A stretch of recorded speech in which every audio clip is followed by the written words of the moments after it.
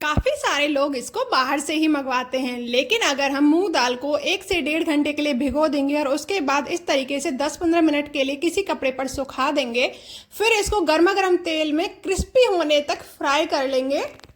फिर इसको किसी बर्तन में निकाल लेंगे और ठंडा होने के बाद इसमें नमक और चाट मसाला मिला देंगे। फिर हमारी ये क्रिस्पी मूंग दाल नमकीन खाने के लिए तैयार है। ऐसी अच्छी अच्छी वीडियोस के लिए चैनल को सब्सक्राइब कर देना। वीडियो अच्छी लगी हो तो लाइक कर देना।